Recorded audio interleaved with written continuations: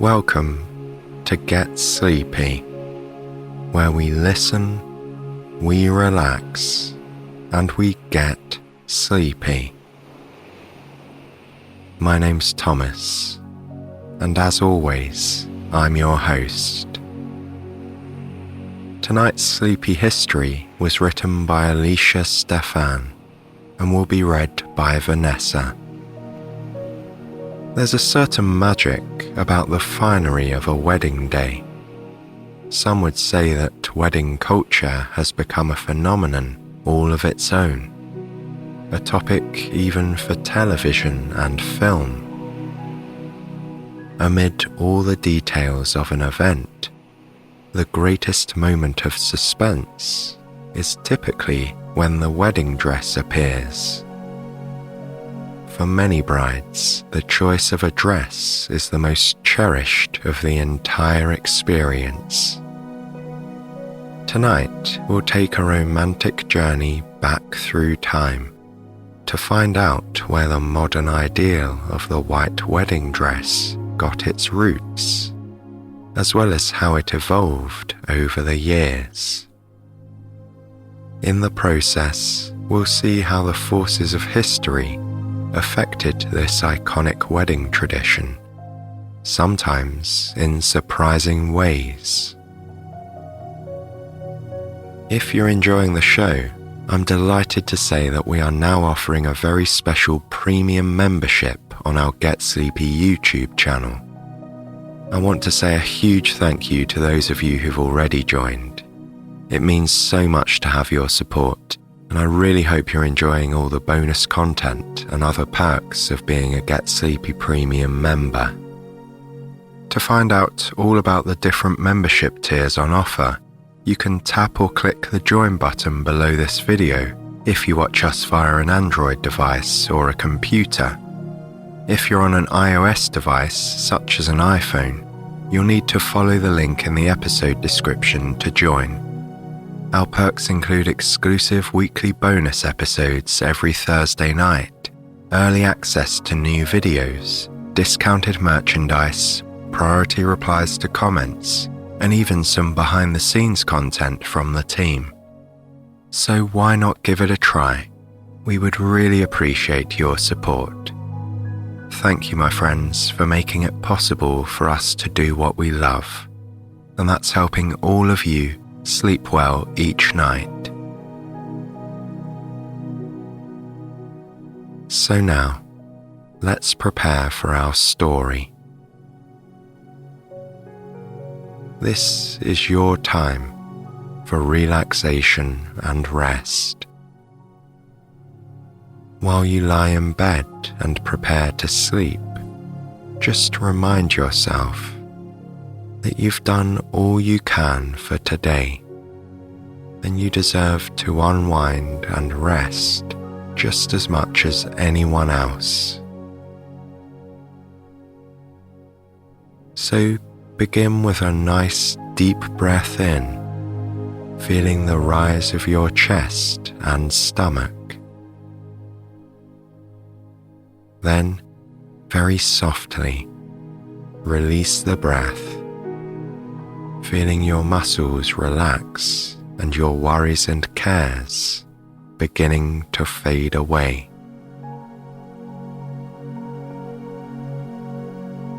With each deep breath, you can imagine any disruptive thoughts or any tension you're holding rising to the surface in line with the motion of your chest and stomach. And then, when that breath is released and the body drops back down, those undesired thoughts or areas of tension fall through the mattress, all the way down to the ground and into the earth, where they are absorbed and removed from your body and mind.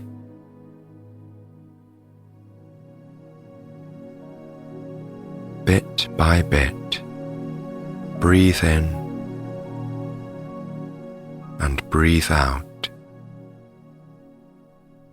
And let anything you'd like to let go of absorb into the Earth's core. The Earth that gives us all life cares so deeply for each and every one of us, and it can assist you tonight in relieving you of stress, tension, or any sense of responsibility. So now, close your eyes if you haven't yet done so, and allow yourself to drift off whenever the pull of sleep comes your way. Meanwhile, I'll hand over to Vanessa as we explore the history of the white wedding dress. This is where our story begins.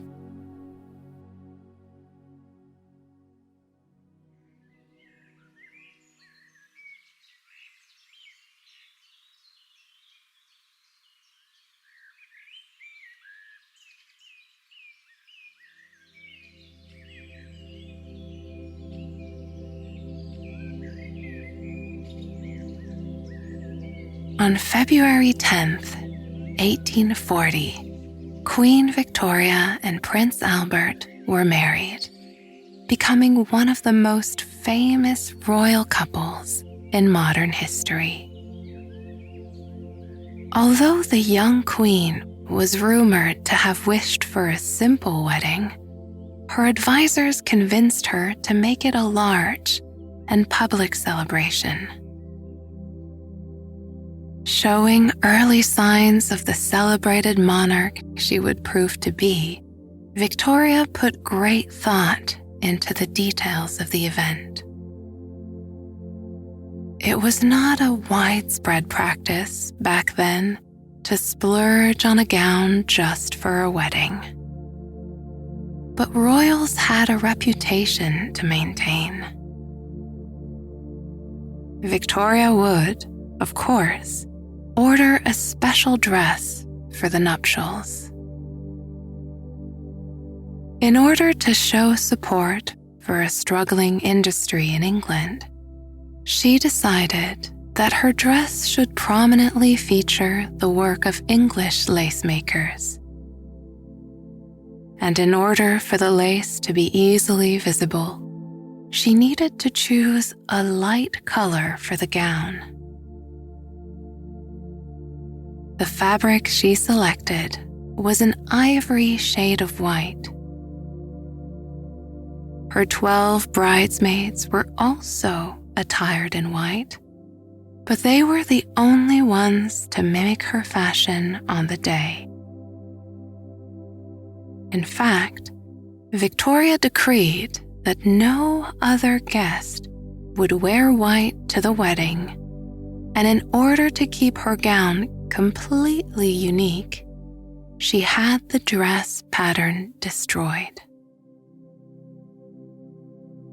Giving herself a touch of everyday rural appeal, she also had her train embroidered with myrtle orange blossoms,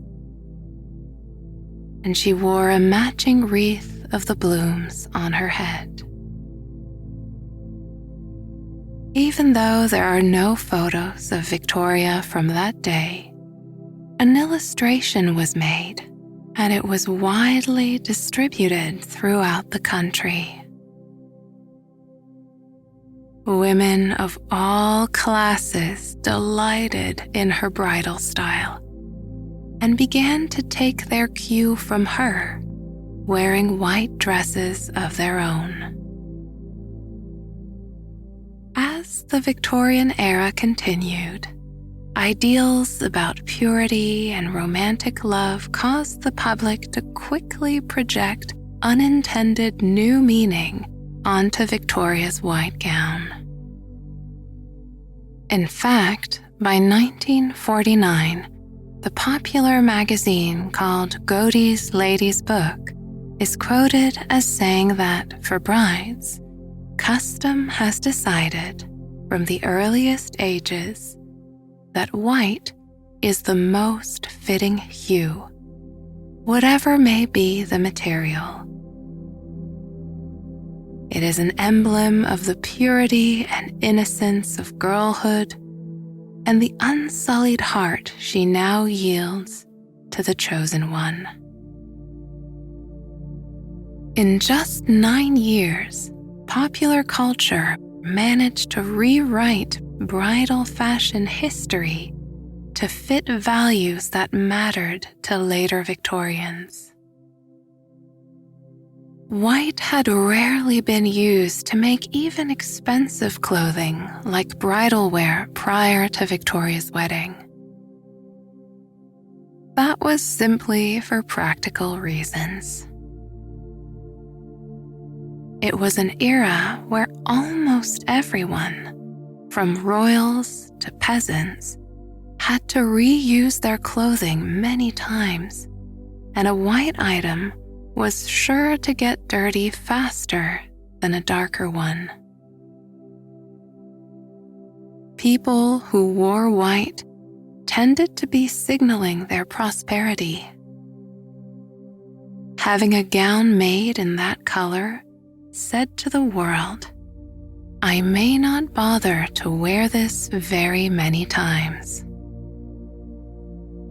There were a few other famous brides who wore white prior to Victoria.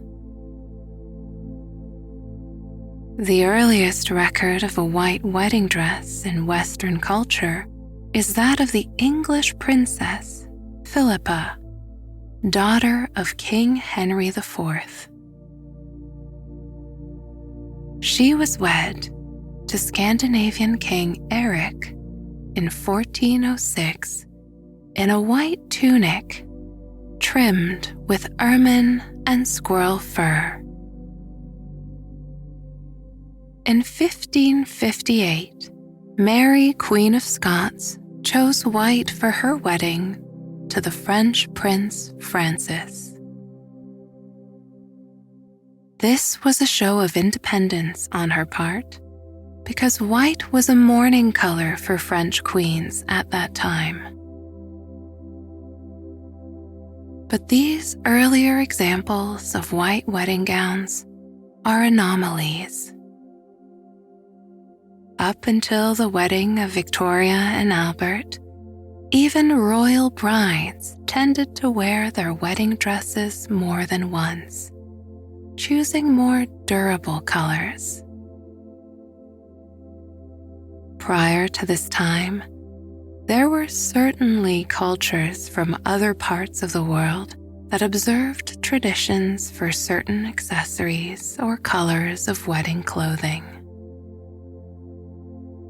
For example, brides in China were wearing black robes with red trim as early as 3,000 years ago during the Zhou dynasty.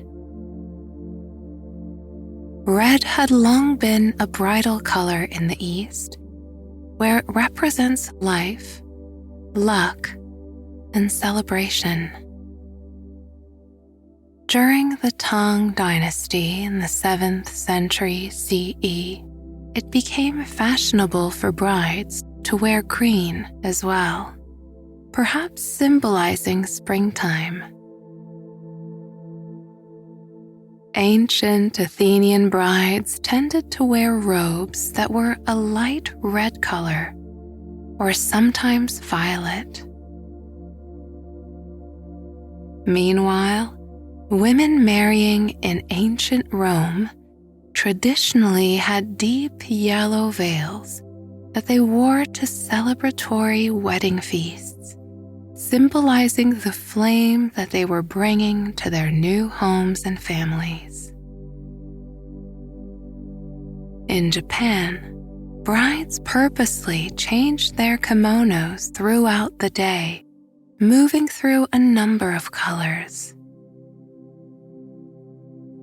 So, it's important to note that wedding garb took many forms prior to the popularity of today's iconic white dress. Brides throughout history honored tradition in a great variety of ways. Today, although wedding couples continue to mark the occasion with their own flair, the white wedding dress shows amazing staying power.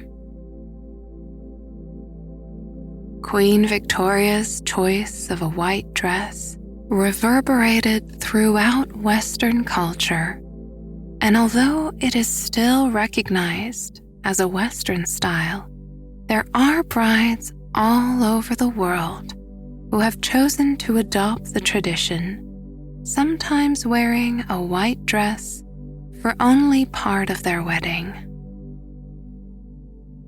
Then they may change to a second dress, one perhaps more attached to their own traditions, for another part of their celebrations.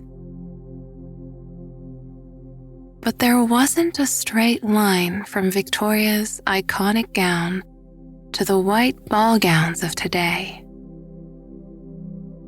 In between, the forces of history and the whims of fashion took the modern wedding dress on a wild ride Victoria never could have predicted.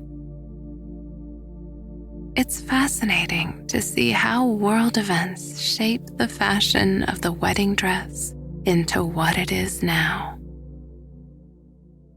By the time the 20th century had begun, bridal gowns were taking on a new shape.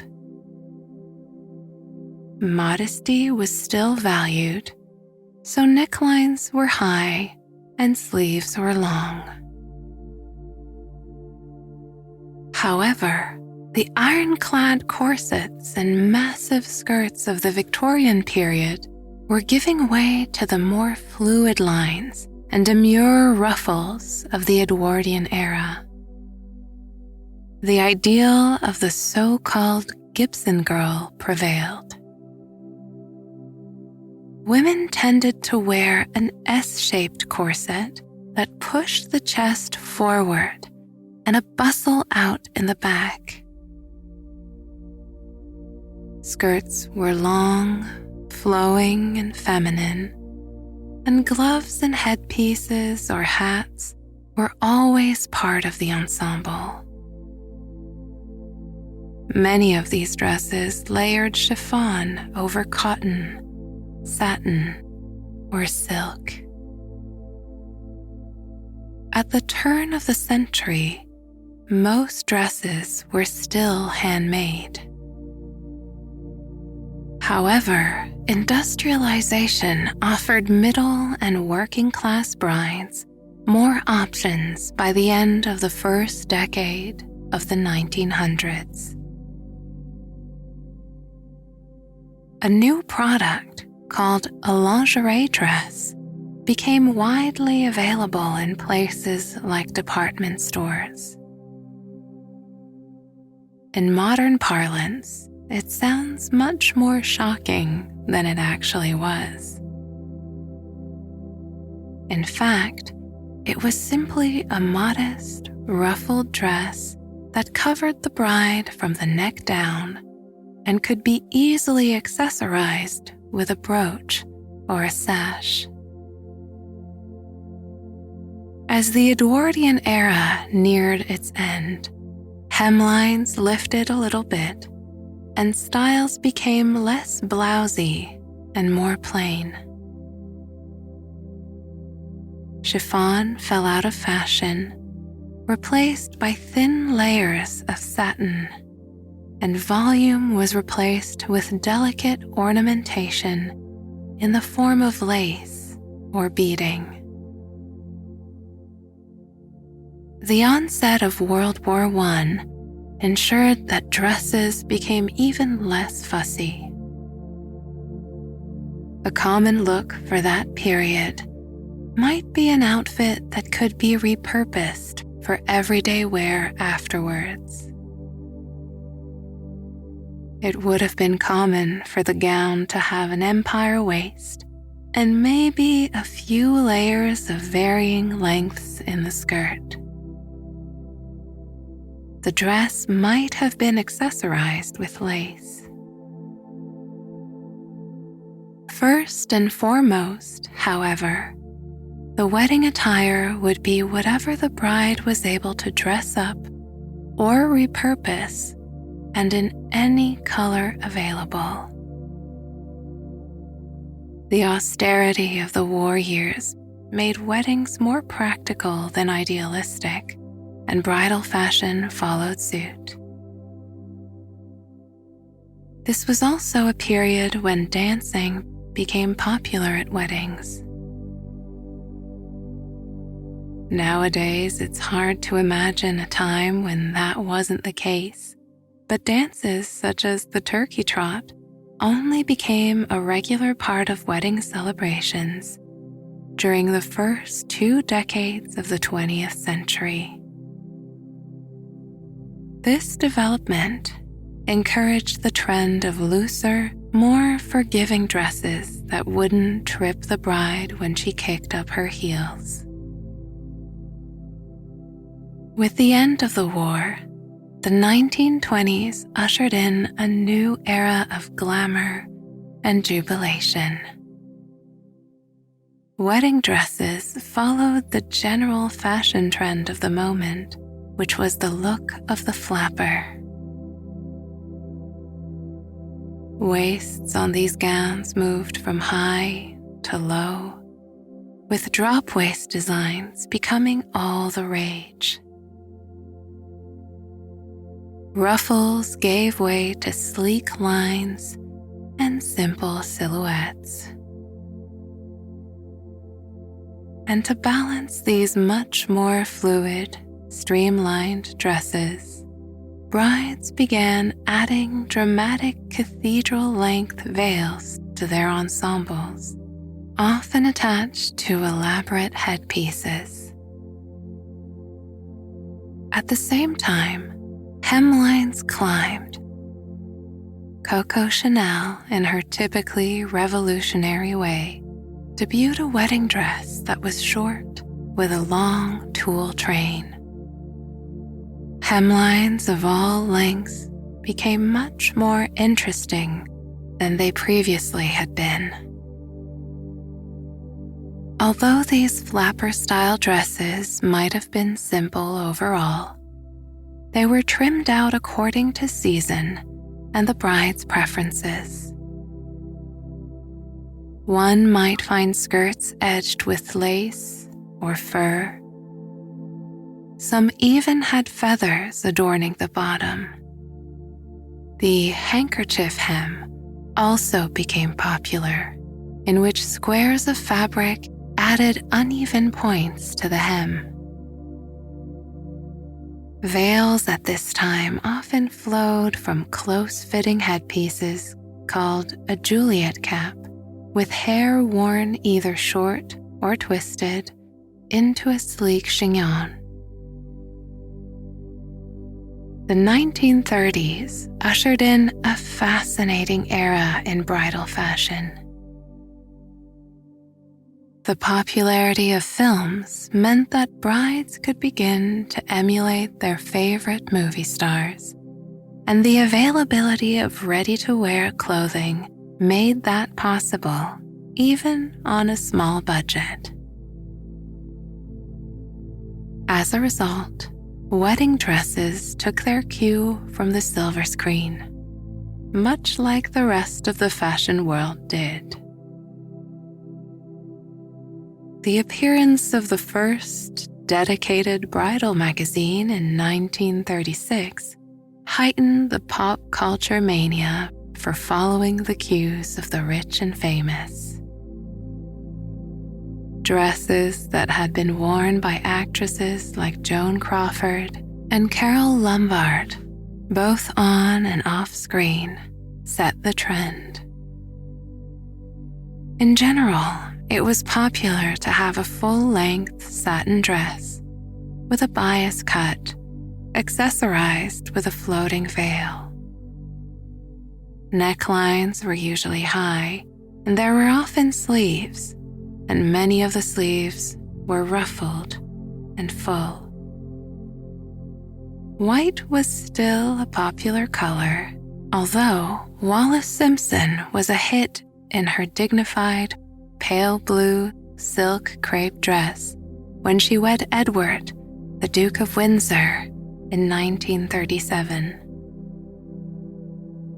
In fact, the shade came to be called Wallis Blue. As the Depression era gripped the United States, thrift once again became front and center. It was much more common for women to wear the nicest dress they already owned, or to choose something that could be repurposed after the wedding, such as a silk or chiffon tea dress. Brides who were marrying for a second time might even wear a suit, which was something Carole Lombard did at her second wedding in 1939 to actor Clark Gable.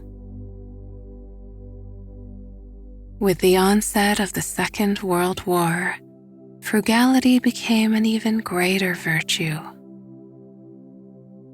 Not only did brides have to make do with whatever they had on hand in many cases, but they often had little time to prepare for their ceremony. With nearly 2/3 of marrying men in military service, weddings took on an urgency and spontaneity unique to the time. In 1942, Vogue magazine is quoted as saying, "The 1942 schedule may run something like this. Engagement announcement on Monday. Invitation sent out by telegraph on Wednesday. The last handful of rice and rose petals flung on Saturday." Ava Gardner was a perfect example of the practices of the era when she chose her outfit to marry Mickey Rooney in 1942. She wore an elegant gray suit, a short black veil, and a white ribbon corsage pinned to her lapel. Other women chose white suits that complemented the military dress uniforms worn by so many grooms.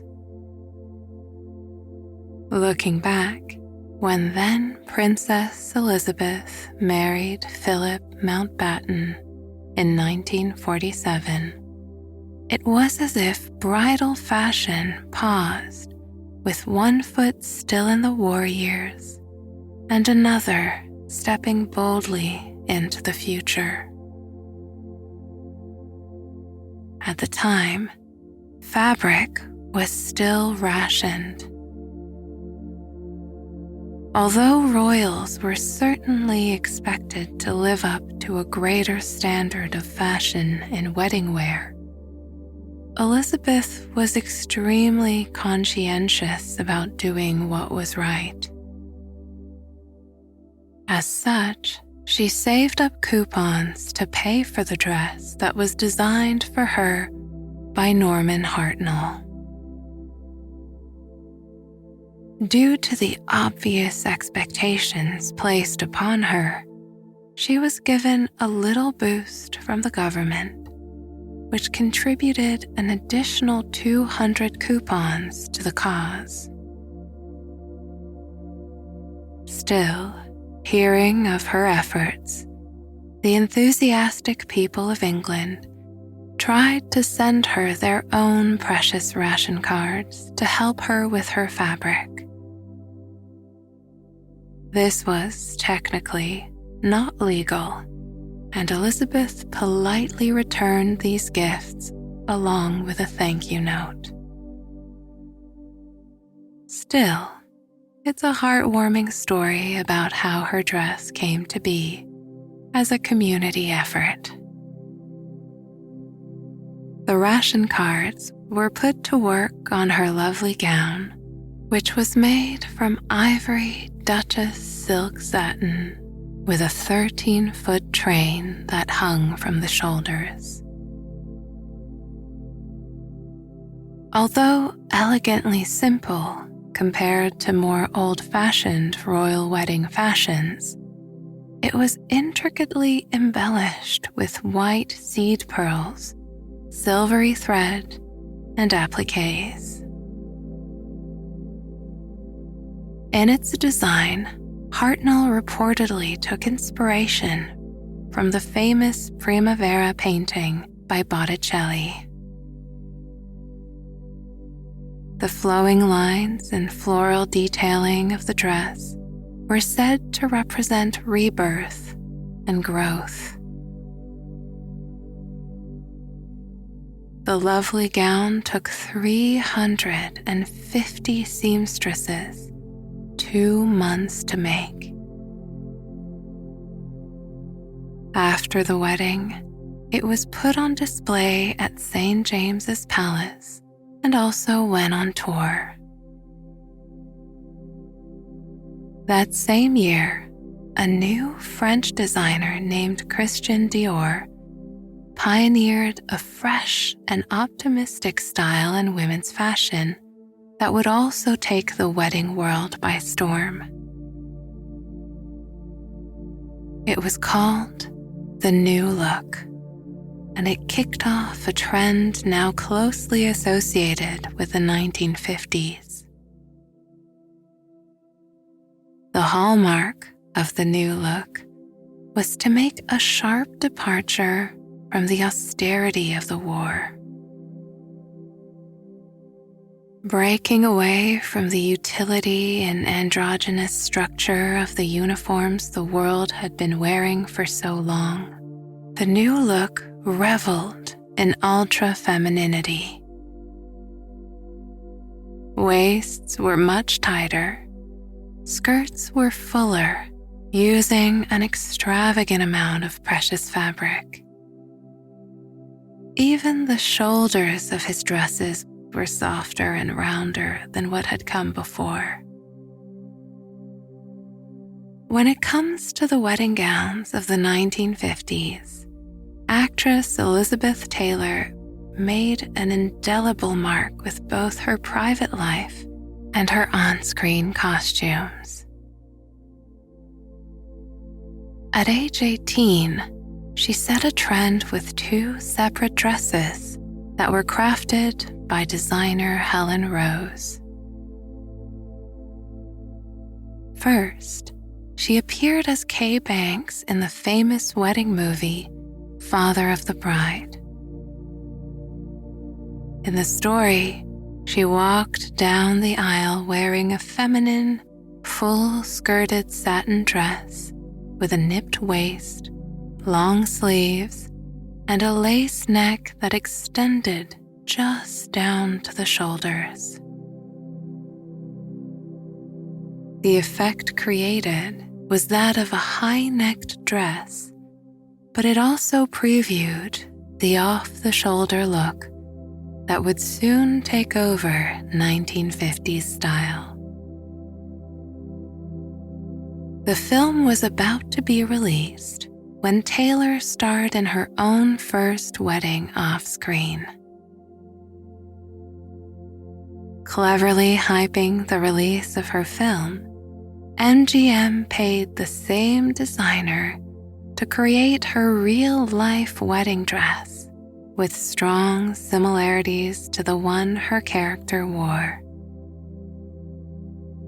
However, the gown she modeled for her marriage as a movie star was just a little more glamorous than the one given to the character of Kay Banks. This delicate, pearl-encrusted version reportedly took 15 people 3 months to make. As her 7 future weddings would show, she would always be a trendsetter with her bridal choices, but never again in such a very traditional manner. Jacqueline Bouvier was wearing a true off-the-shoulder neckline just a few years later for her 1953 marriage to future President John F. Kennedy. Reportedly, Jackie had wanted a French designer to create her dress, but Kennedy's family insisted that she look closer to home, and their wishes held sway. Her dress was ultimately designed by celebrated American couturier Anne Lowe, and it still featured the painstakingly tailored bodice and full skirt of the 1950s look. In a dramatic twist, a flood at the designer's studio destroyed the original dress just 10 days prior to the wedding. Lowe assembled an emergency team and had a new dress made in time for the nuptials, ensuring its place in history as one of the great wedding gowns. Audrey Hepburn was also a big fan of French fashion, and she was able to indulge that passion when she chose her dress for her wedding to Mel Ferrer in 1954. She glided down the aisle in a full-skirted tea-length dress by designer Pierre Balmain. Showing her hallmark knack for fashion, she brought glamour and whimsy to the ensemble with full-length gloves and a flower crown. Tea-length gowns would continue to grow in popularity, and as always, Audrey Hepburn was on the cutting edge. It was Elizabeth Taylor's designer, Helen Rose, who created one of the most famous wedding dresses of all time in 1956. The gown was for movie star Grace Kelly, who was marrying Prince Rainier of Monaco. She was marrying a royal, so her dress had to be both stunning and traditional. Rose did not disappoint, producing a masterpiece of Belgian lace, tulle, silk, and taffeta. The bell skirt was so heavy, it required 3 embroidered petticoats to support it. With the dawn of the 1960s, times were changing, and wedding fashion did too. At first, the traditional wedding dress held sway, but the trends crept in piece by piece. Hemlines moved up and up as the miniskirt made its debut. Veils got shorter, and brides experimented with bouffant hairstyles and pillbox hats. In short, there were signs of rebellion in the early 1960s that hinted at the huge transformations to come.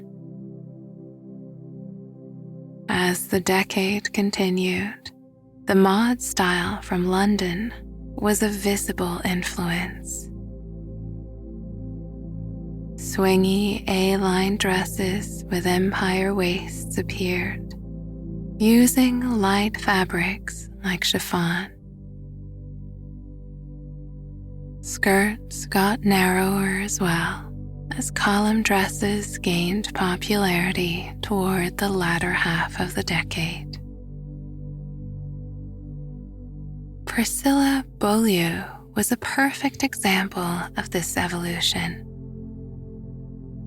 For her 1967 wedding to Elvis Presley, she still wore a long white dress, but it was a ready-made design that she purchased rather hastily at a department store. Its pearl-encrusted organza fabric and loose, flowing lines were in contrast to the tailored, heavy dresses of the 1950s, and her voluminous tulle veil was right on trend with a bouffant look. While white was still popular, brides of the 60s also began embracing colors. Once again, Elizabeth Taylor exemplified that trend by wearing a knee-length, empire-waisted yellow chiffon frock to her wedding with Richard Burton in 1964. Instead of a veil, she wore a headpiece of orange blossoms. With the advent of the 70s, bridal fashion simultaneously moved in two different directions. On one hand, there was a trend toward very bohemian styles. The swinging mod styles of the 60s morphed into high-collared, long dresses with bell sleeves and peasant-style detailing. This trend toward a natural look extended to headwear. Veils disappeared for many ensembles, replaced instead with flowers. Hilary Rodham exemplified the bohemian influence with a $53 dress she bought off the rack for her 1975 wedding to Bill Clinton. The gown had an empire waist, a peasant-style skirt, and a sweetheart neckline tied with two long laces. Although many sleeves of the era were tightly fitted just at the wrist, others, like hers, were gathered higher up on the arm or had bell sleeves. It was an altogether natural fairy tale style. But even as romantic dresses held sway, there were also no-nonsense brides who opted for suits, and not just the ones that had skirts. Pantsuits appeared on the scene for the most progressive brides. Then there were also glamorous innovations, like Aretha Franklin's lavish fur-trimmed robe, which she wore over her dress.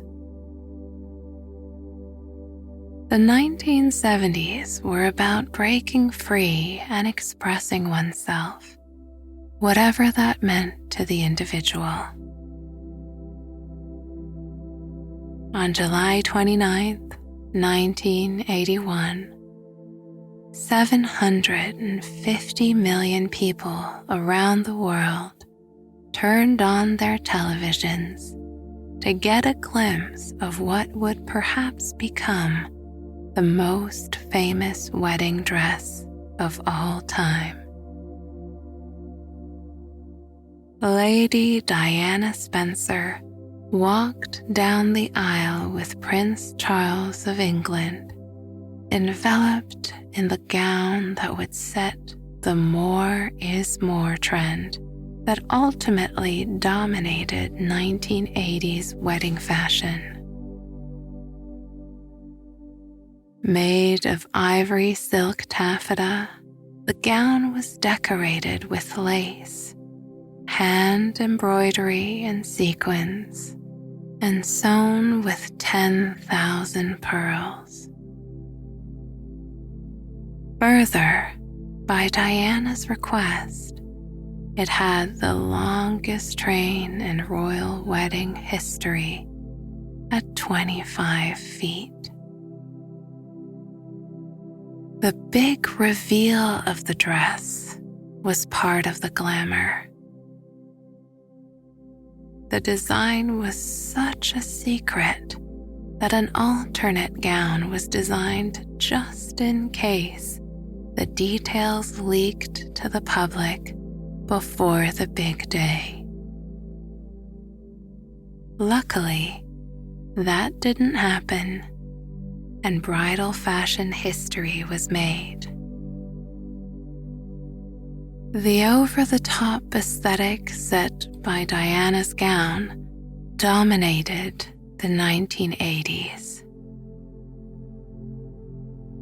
Elaborate headpieces, lace, bows, and full skirts ruled the day. Sleeves were often a huge puffed affair.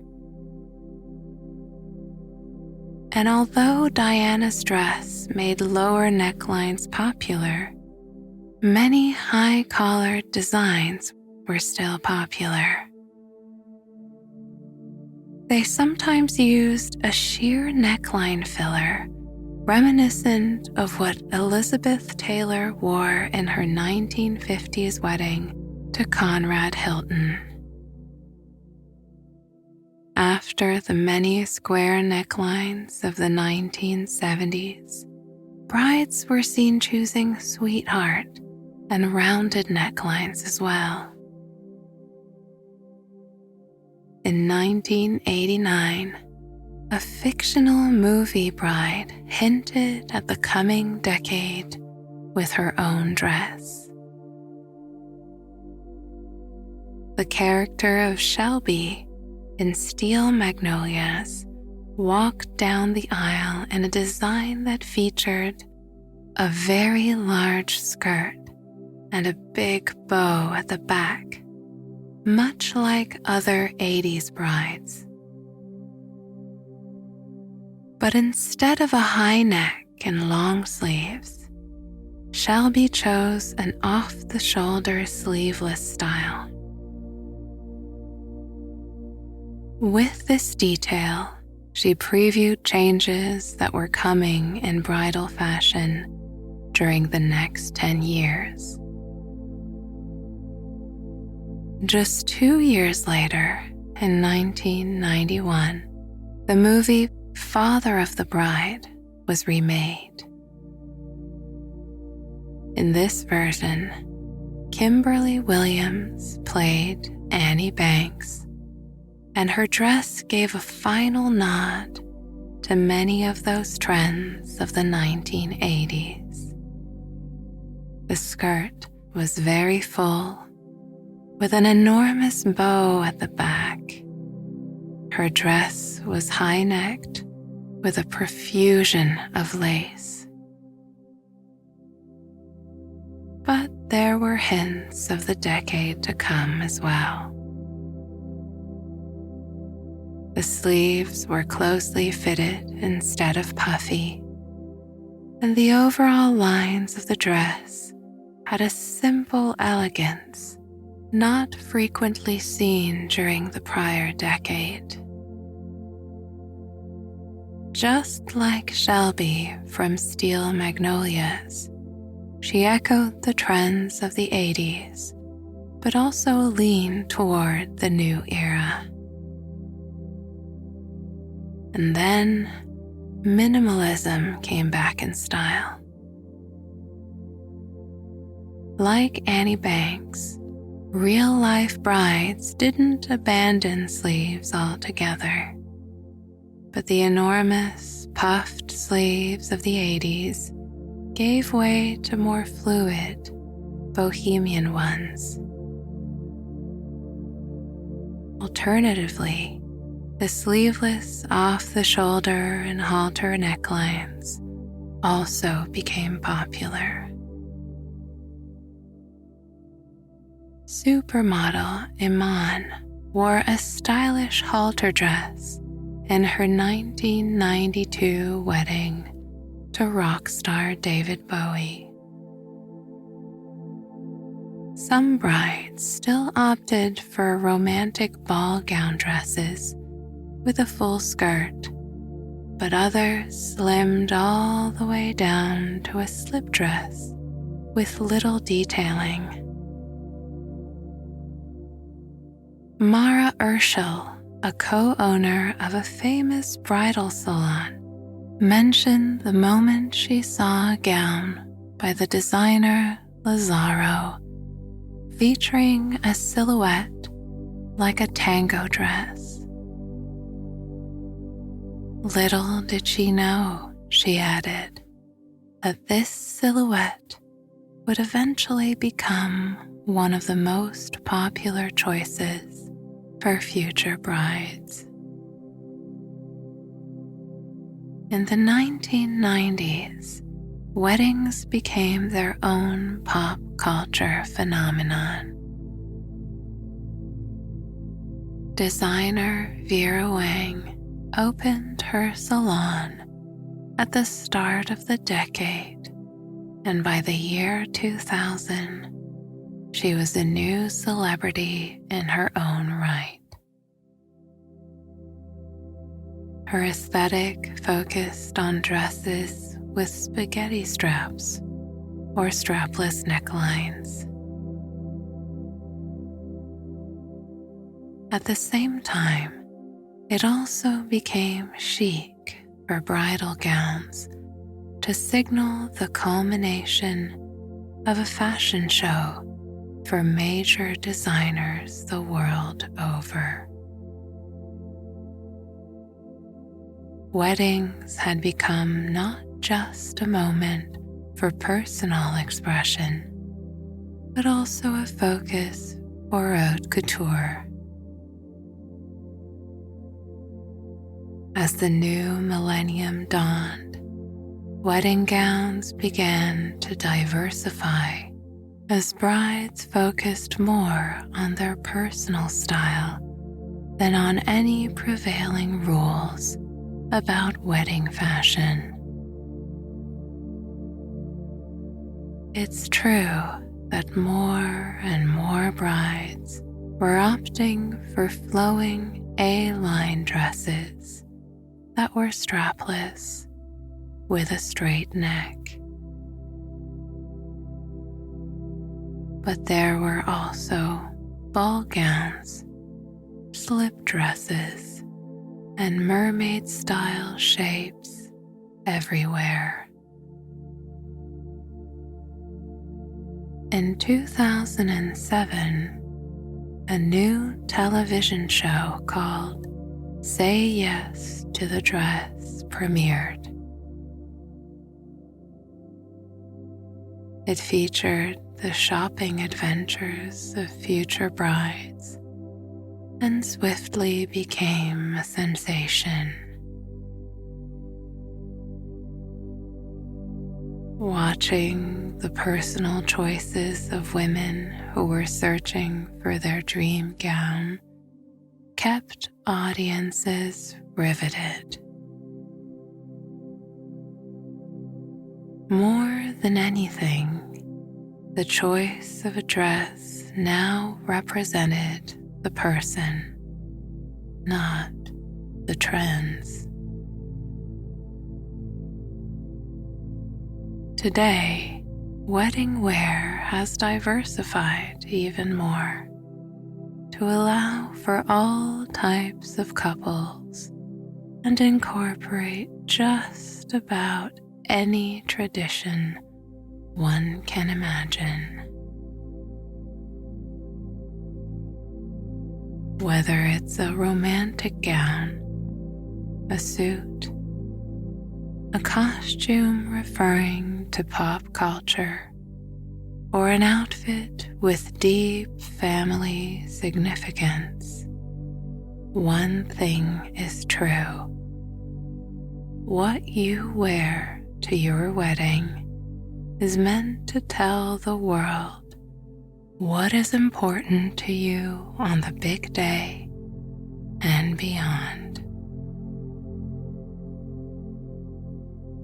There are few rules now, which has allowed for unlimited self-expression on the big day.